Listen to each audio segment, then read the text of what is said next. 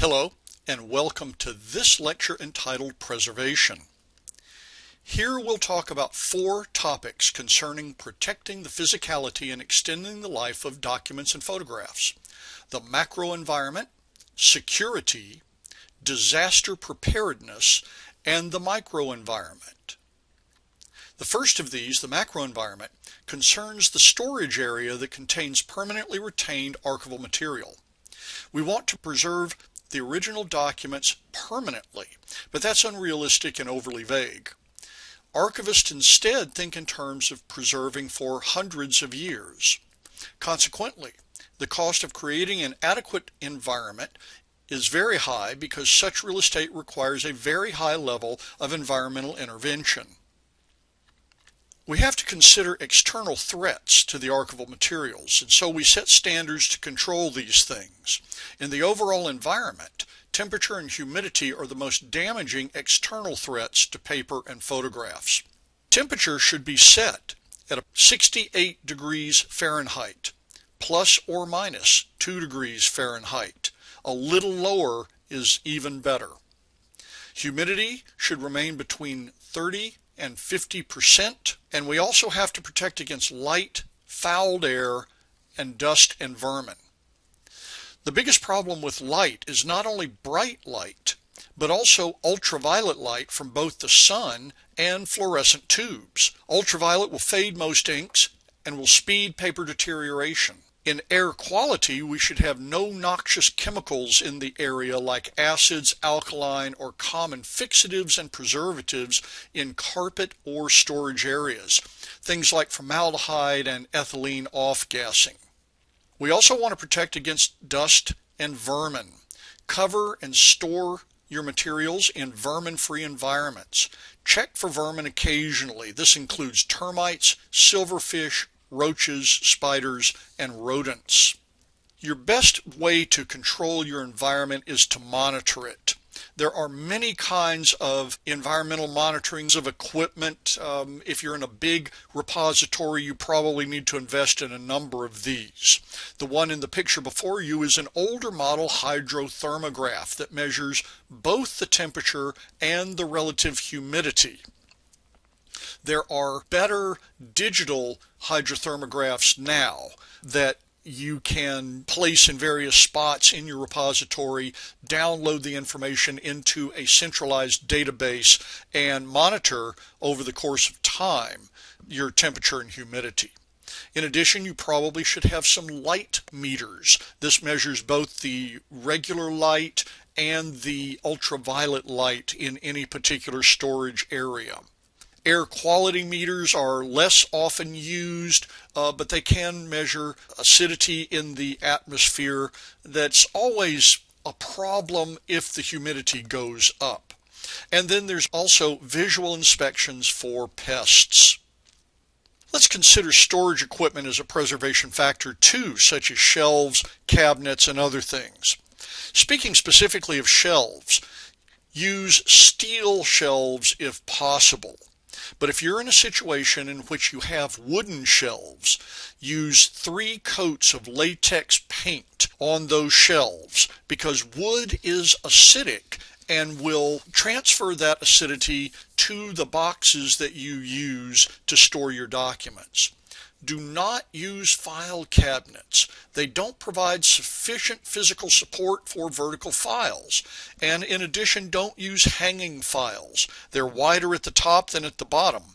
So en masse, they do not pack the files tightly enough to provide the proper physical support. Consequently, documents might bend in either file drawers or hanging files. Use instead acid-free folders and boxes of the proper size to provide physical support for the files. We'll talk about this a little bit later as well. Moving to our next topic of security. Security is about theft. Internal theft is your most common security problem. And the way to prevent that is to watch your coworkers for situations that might lead them to steal intrinsically valuable materials like signatures or some of the artifacts you might have, or exceptionally rare photographs that they might be able to sell. Things like changes in their lives that require money, new children, new debts, a divorce, for example, as well as the usual array of bad human habits. Patron theft, like stranger danger, is a reality, though it's a bit overwrought. Your best preventative is to have security policies in place. When you do a reference interview, require the users to sign a reference agreement that specifies that they have read and agree to the security protocols. Get their contact information. Check that information against identification. Record the records collections that they use. Have them coat check their belongings, particularly bags and things like that. You track these collections that they use on the reference agreement. This not only aids in recovery of any missing items, but by providing an aid memoir, can actually help the patron when they return and have forgotten that collection they knew they would remember.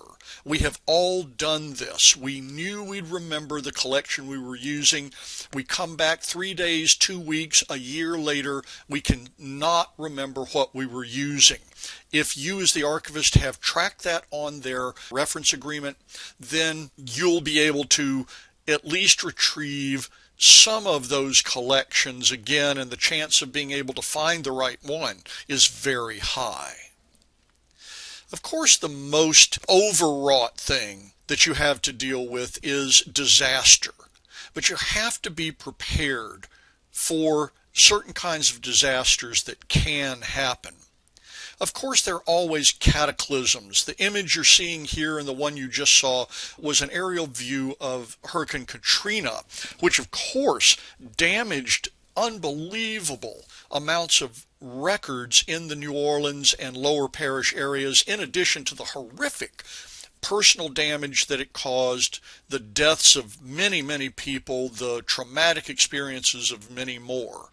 Of course, there are cataclysms, and many times you can't prepare for those. But what you can prepare for are the more common kinds of issues that are, quite frankly, disastrous for your collections. Now, most people believe that the biggest disaster facing a paper-based archives is fire. And of course, you need a fire suppression system. It should probably be dry pipe that can be hooked to a fire engine hose and then can become a wet pipe system so it doesn't leak all over the place until you're actually trying to put out the fire.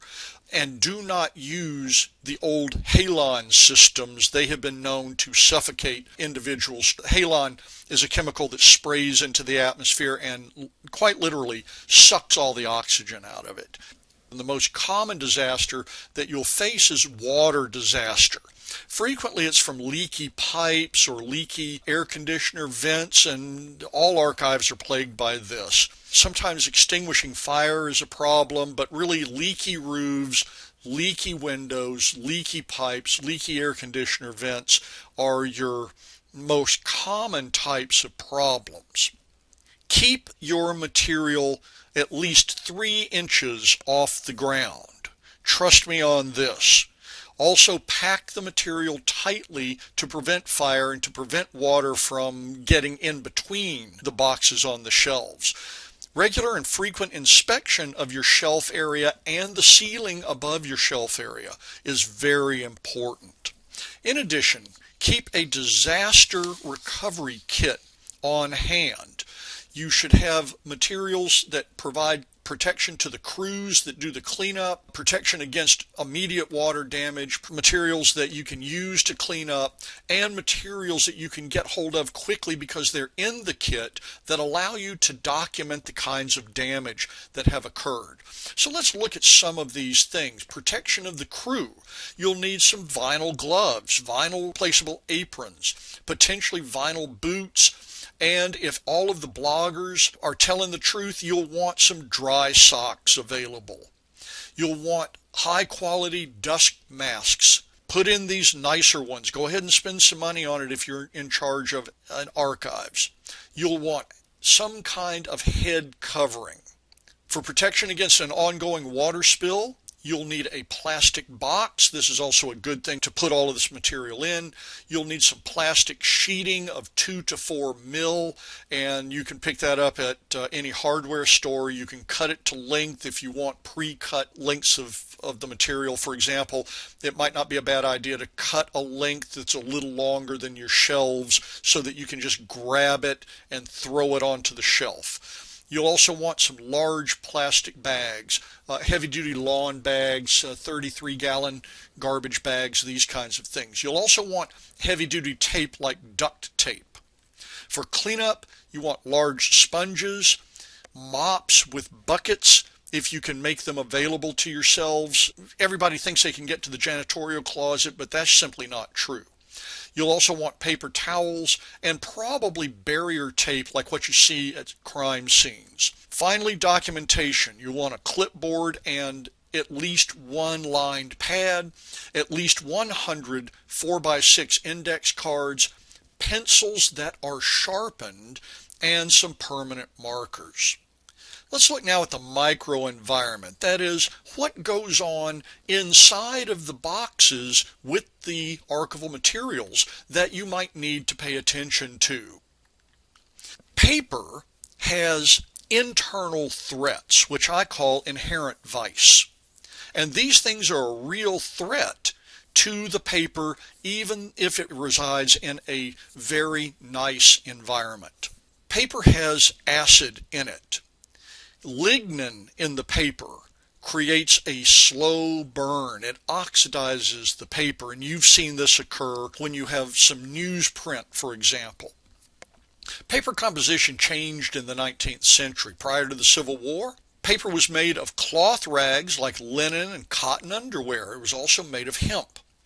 It had almost no acid content, and the rags were pulped by being pounded in water for a while. After the Civil War, paper makers figured out how to make paper of wood pulp, sawdust, which contained lignin and acidic cellulose.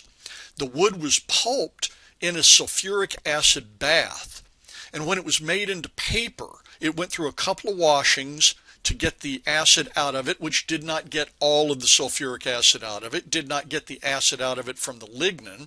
Then it was bleached white, but in such a way that the bleaching did not neutralize the acid. It just added a layer of corrosive chemistry to the paper itself. This is always aggravated by humidity fluctuations. If the humidity goes up, the acids in the paper actually start to activate and eat the paper from inside. The bases from the bleach will do exactly the same thing. In addition, we have issues with physical integrity. For example, folding paper weakens it, and if it's not stored properly, it can curl and bend. Temperature fluctuations weaken paper at the molecular level because of the expansion and contraction of the molecules of the paper with increases and decreases in temperature. Keep these things in mind. You'll also keep your photographs inside of boxes, and so they have a microenvironment that they have to deal with as well. With photographs, these internal threats are emulsions. The actual chemicals that are on the backing have properties of their own, and they may be more or less stable. Frequently, they dry at a different rate than the backing material on the photograph. In fact, modern photographic print emulsion dries so quickly, and you've seen this, that the print actually will roll up onto itself. This is particularly true of those old panoramic prints that are particularly long relative to their width. Sometimes you'll have problems with the backing itself. Different kinds of backing or paper, which has its own internal chemical problems, glass, which has physical issues, cellulose, which has all kinds of different physical problems and characteristics, and of course there's metal like tin for tin types. All of these things have their own special chemical issues that you have to be aware of and have to deal with over time. And we're only talking about prints here. You have a whole different ball of wax when you get to things like negatives and slides. We also have issues with the emulsion adhering to the backing. Sometimes they delaminate from each other. It took photographers and chemists a long time to come up with the kind of safety film that we use now that has more stable chemical properties. But you won't run into that many photographs from the current era that give you problems. What you'll run into are photographs from previous eras that will give you problems. There are problems with the emulsions fading, the colors becoming untrue. This is particularly true of some Kodak film from the 1960s. Photographs are light sensitive. You've seen this where light fades photographs. This means don't hang the photographs up. Protect them from the light. In addition, we have movie films that are their own special brand of problems, particularly the pre-safety film movies that were made on nitrate film. And nitrate film has a potential to deteriorate and create a fire hazard. You can tell if you're using nitrate film by smelling it, and if it has a very intense vinegar odor, not a mild vinegar odor. Safety film has a mild vinegar odor, but an intense vinegar odor. You not only probably have nitrate film, but it's probably deteriorating. And the best thing you can do is to segregate that film in a place where if it does happen to burst into flame spontaneously, it will not burn anything else up, and uncover it so that the nitrate deterioration will not concentrate the flammable chemical inside the film tin. So how do you prevent problems from getting out of hand? The first thing is to remember that that's what you're trying to do, is to prevent problems from getting out of hand. You cannot completely stabilize physical records, photographs. You certainly cannot completely stabilize digital records, which are an entirely different batch of preservation issues. But what you can do for the physical records, the paper records, the hard copies, are to use archival quality supplies to store them. For example, alkaline and acid-free file folders and boxes. The same goes for interleaving paper.